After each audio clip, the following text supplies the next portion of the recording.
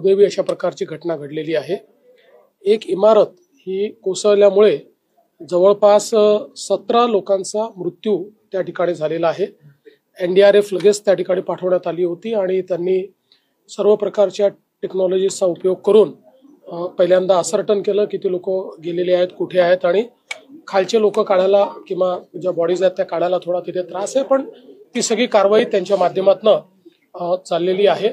मुळातच या इमारतीला मे महिन्यामध्ये नोटीसही देण्यात आली होती आणि स्ट्रक्चरल ऑडिटचीही नोटीस देण्यात आली होती। तथापि मला असं वाटतं की लोकांनी फार गांभीर्याने ते घेतलं नाही आणि त्यातनं ही दुर्घटना झाली। पण शेवटी लोकांचाही प्रश्न असतो, लोकांना दुसरीकडे कुठे राहायला जायचं, असं अचानक जागा मिळत नाही, त्यामुळे त्यांनाही आपल्याला दोष देता येणार नाही। पण ही घटना गंभीर आहे। आम्ही आता सध्या शासनाच्या वतीनं 5 लाख रुपये प्रत्येकी अशा प्रकारचं त्या ठिकाणी घोषित केलेलं आहे। सर, स्वस्तात घर देण्याच्या नावाखाली विरार असेल, नालासोपारा असेल, वसई असेल या भागात काही बिल्डर अनधिकृत बांधकाम करतात आणि अशा अनेक इमारती अशा बिल्डरांवर भविष्यात कारवाई आता तर आपण ते होऊ नये म्हणून मोठ्या प्रमाणात कारवाई केली आहे। पण या जुन्या बिल्डिंग्स आहेत, 15-20 वर्षापूर्वी झालेल्या अनेक अशा बिल्डिंग्स आहेत।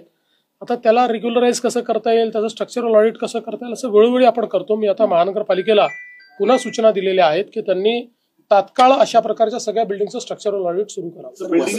महापालिका जर पाहिला असेल त्याच्या कारभारावर सातत्याने प्रश्नचिन्ह उपस्थित केले जात होते, तुम्ही काही वेगळी याची चौकशी लावणार आहात का? निश्चितपणे चौकशी करूच। आपल्याला माहिती आहे की आम्ही वसई विरारच्या संदर्भात अतिशय कडक भूमिका घेतलेली आहे आणि आता तर ईडीने देखील जी कारवाई केली आहे ते आपल्या सर्वांसमोर आहे। एक प्रकारे या शहराला पूर्णपणे त्या ठिकाणी समाप्त करण्याचं म्हणजे तिथलं इन्फ्रास्ट्रक्चर खराब करणे, प्रचंड बोकाळलेला भ्रष्टाचार, अशा सगळ्या गोष्टींनी हे शहर ग्रसित आहे। त्यामुळे त्यातनं आता त्याला बाहेर काढायचा प्रयत्न आम्ही करतो।